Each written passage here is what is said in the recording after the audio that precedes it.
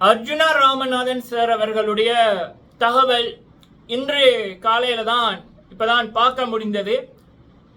யூடியூப்பை திறந்தது உடனே நான் சப்ஸ்கிரைப் பண்ணி வச்சிருக்கிற சேனல்களில் காணொளிகள், அதில் அர்ஜுனா ராமநாதன் சார் அவர்கள் இப்படி பண்ணார், அப்படி பண்ணார், மக்களை இப்படி மிரட்டினார், இப்படி பண்ணலாமா அப்படின்னும், அதில் கமெண்ட்லையும் வாழ்த்துக்கள், இப்படி மிரட்டுறதா அப்படியான நிறைய கருத்துக்கள். அதே நேரத்தில் உண்மையில் நடந்தது இது இல்லை, இதுதான் நடந்தது அப்படியான ரீதியில் அவருடைய பக்கத்தை நியாயத்தையும் சொல்லுகின்ற கருத்துக்கள், அப்படியான விடயங்கள் நிறைய இருந்தது. இதில் எனக்கு மிகப்பெரிய ஒரு கவலை என்ன அப்படின்னா, இப்போ ஒரு சாதாரண நடிகர்கள் இவர்களையே அண்ணா, தலைவா, தளபதி அப்படின்னு எந்த நாட்டில் இருக்கிற தமிழர்களோ தமிழ் நடிகர்களை அவங்கள ஏதோ இவங்களோட வீட்டில் பெரிய உறவுகளாகவும் அவ்வளவு மரியாதை. யாருக்குன்னா ஒரு நடிகன் ஒரு படத்தில் டாக்டராக நடிக்கிறவர், ஒரு படத்தில் லாயராக நடிக்கிறவர், ஒரு படத்தில் இன்ஜினியராக நடிக்கிறவர், ஒரு படத்தில் நல்லவராக நடிக்கிறவர், அவருக்கு அவ்வளவு மரியாதையான வார்த்தைகள், அவ்வளவு, அதாவது அவங்கள பற்றி சொன்னாலே கோபம் வரும். அந்த நடிகர்களை பற்றி சொன்னாலே நம்ம மக்களுக்கு எந்த நாட்டில் பிறந்த மக்களாக இருக்கட்டும் சரி, வாயில தமிழ் பேசுகிற மக்களுக்கு உடனே கோபம் வரும். மலேசியால இருந்து திட்டுவாங்க, லண்டன்ல இருந்து திட்டுவாங்க, கனடால இருந்து திட்டுவாங்க. அந்த தமிழ் தான், ஆனால் அந்த தமிழ் பேசுறது வித்தியாசமா இருக்கு.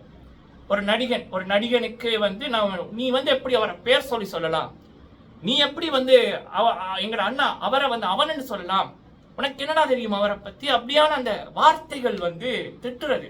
ஒரு 2 வருஷம் நம்மள தம்பின்னு சொன்னவங்க எப்ப இவரை பத்தி நம்ம ஒரு உண்மையா சொல்லிட்டோம்னா உடனே மெசேஜ் வரும், உடனே அன்சப்ஸ்கிரைப் பண்ணிடுவாங்க, உடனே நம்மளோட நிறைய விடயங்கள் நடக்கும்.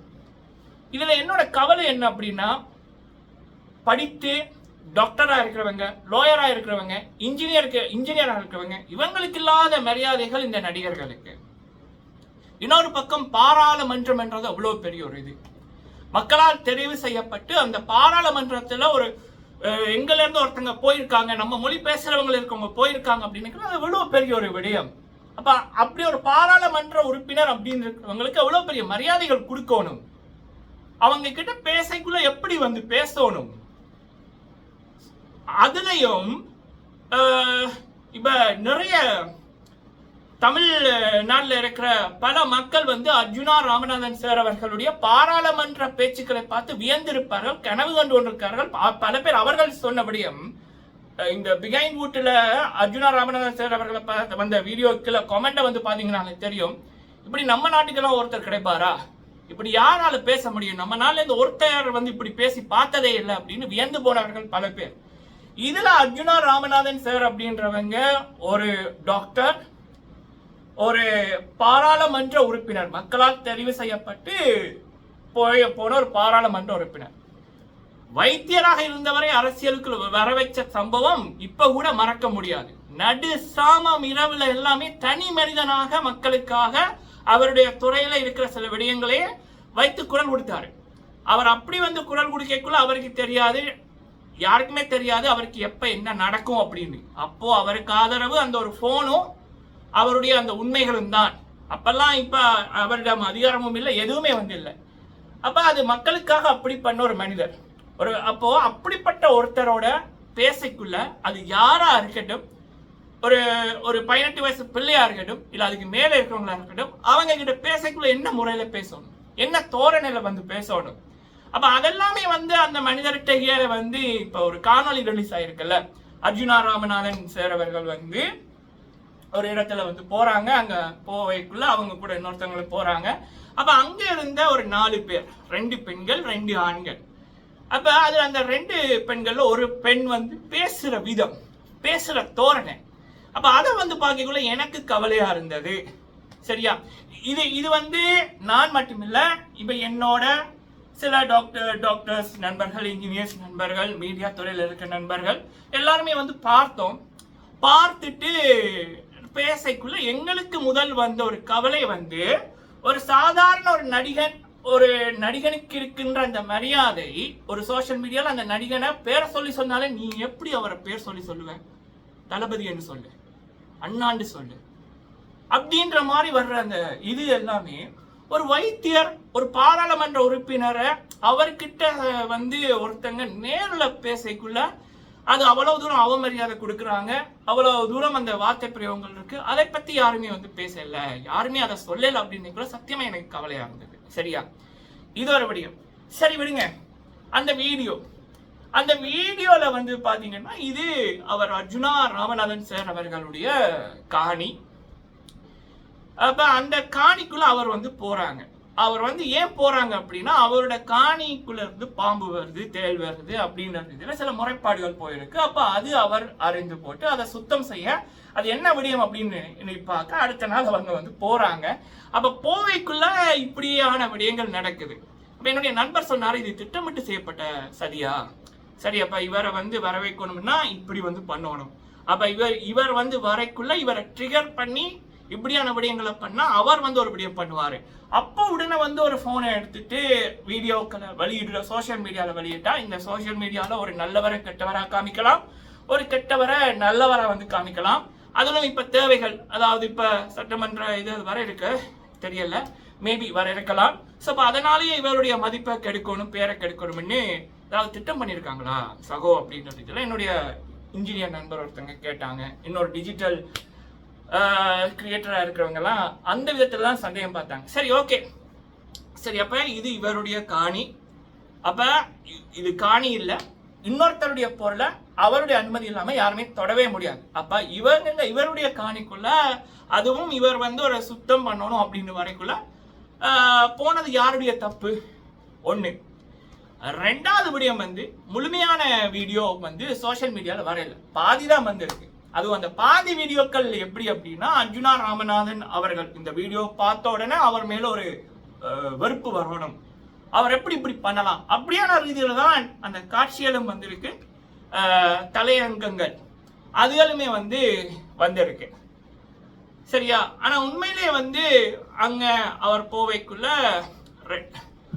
உண்மையா நடந்த விடயங்கள் அதுல ஒரு சகோதரர் போட்டிருக்காரு, வேறு வீடியோக்களை பார்க்கவும். முதலில் அத்தமீறி அந்த காணிக்குள் நுழைந்த இரு ஆண்களில் ஒருவர் அர்ஜுனாவின் சொல்லையும் மீறி காணிக்குள் உள் நுழைந்த போது அந்த ஆணை அர்ஜுனா தள்ளினார். அதன் போது அந்த நபர்கள் தடி எடுத்துக்கொண்டு அர்ஜுனாவை அடிக்க வந்த போது தடியை பறித்து அர்ஜுனா அடித்தார். அதன் போது இந்த பெண்ணும் அர்ஜுனாவிற்கு அடிக்க வரும்போது அர்ஜுனா காலால் உதைந்தார். அப்போதுதான் இந்த பெண் கல்லால் எறிந்தார். அதனை கட்டுப்படுத்த துப்பாக்கி எடுக்கப்பட்டது. இது அர்ஜுனாவில் எந்த தவறும் கிடையாது அப்படியான ரீதியில அந்த முழுமையான காணொளிகளை பார்த்தவர்கள் அவங்களுடைய கருத்துக்களை சொல்லிக் கொண்டிருக்காங்க. சரியா? சரி, இப்ப இதுல என்னுடைய கவலை, சட்டம் மீதி விடயங்களை பார்த்து கொள்ளும். நான் இந்த ஒரு சோசியல் மீடியால இருக்கிறேன். இந்த வீடியோ போட காரணம் நான் இந்த சோசியல் மீடியால இருக்கேன். 5-6 சேனல் வச்சிருக்கேன். 5 வருடங்களாக BSc computer science low first year முடிச்சிருக்கேன். ஸோ எனக்கு இந்த மீடியா எனக்கு பிடிக்கும்.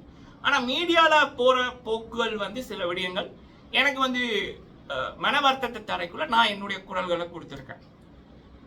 சரி, அப்போ அப்படி இருக்கக்குள்ள இந்த விடயத்தில் எனக்கு மிகப்பெரிய ஒரு விடயம், பாதி வீடியோ வருது, மீதி வீடியோ ஏன் வரையில? முதலாவது கொஸ்டின். ரெண்டாவது, யாரு ஆரம்பிச்சாங்க அப்படின்னு இருக்குல்ல, ஒரு செய்தியை சொல்றோம்னா முழுசா சொல்லணும். நம்ம இன்டர்வெல்ல இருந்து போடக்கூடாது, ஆரம்பத்துல இருந்து போடணும். ஒரு சாதாரண மனிதங்களை பத்தி, சாதாரண மனிதராக இருக்கட்டும் இல்ல ஒரு பெரிய பதவியில இருக்கிறவங்களா இருக்கட்டும், அப்ப ஒருத்தங்களை ஒரு விடயத்தை நம்ம சொல்றோம்னா ஈக்குவலா சொல்லணும். அப்ப இங்க இவருடைய காணி. அப்ப இவர் போவைக்குள்ள யாரு ஃபர்ஸ்ட் ஆரம்பிச்சது, யாரு போனது, யார் எப்படியான வார்த்தைகளை பேசினது? ஒரு மனிதர், அவர் கூட ஒரு பெண் இருக்காங்க, 4 பேரு, ஒருத்தன் ஆண்கள் கையில தடி, பெண் கல் எடுக்கிறாங்க, அவர்கிட்ட எதுவுமே இல்லை. அப்ப பாதுகாப்புக்கு அவர் ஒரு விடயம் எடுக்கிறாருன்னா அந்த முழுமையான காணொளி வரணும் இல்லை. அப்ப மக்கள்கிட்ட ஒரு விடயத்தை கொண்டு போய் சேர்க்கைக்குள்ள அந்த விடயத்தை சேர்க்கணுமே தவிர நம்ம இன்ஃபுளுன்ஸ் பண்ணக்கூடாது.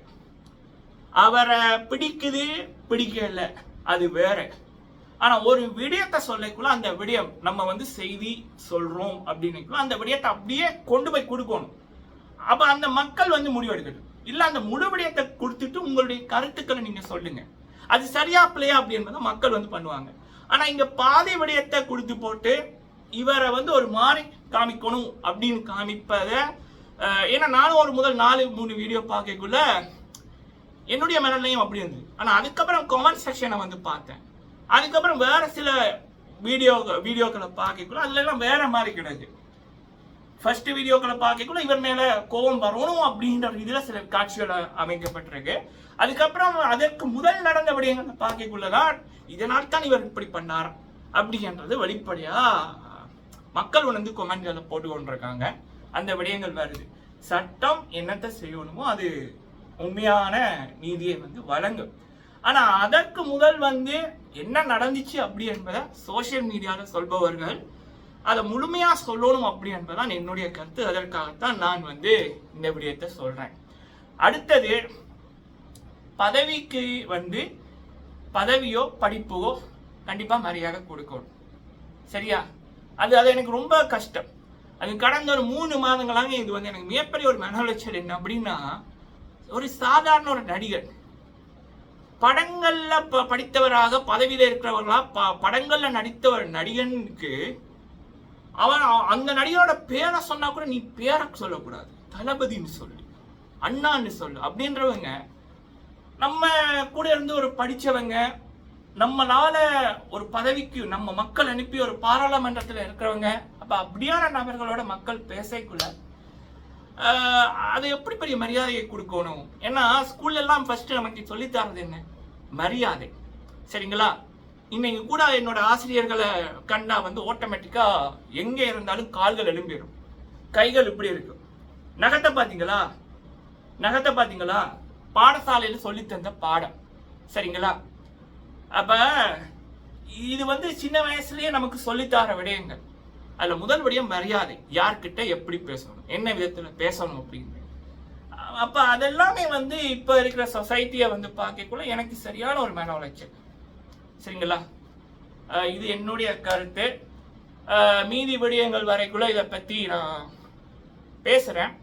ஃபர்ஸ்ட் டைம் வந்து அர்ஜுனா ராமநாதன் சார் அவர்களை பத்தி நான் பேசியிருக்கேன்.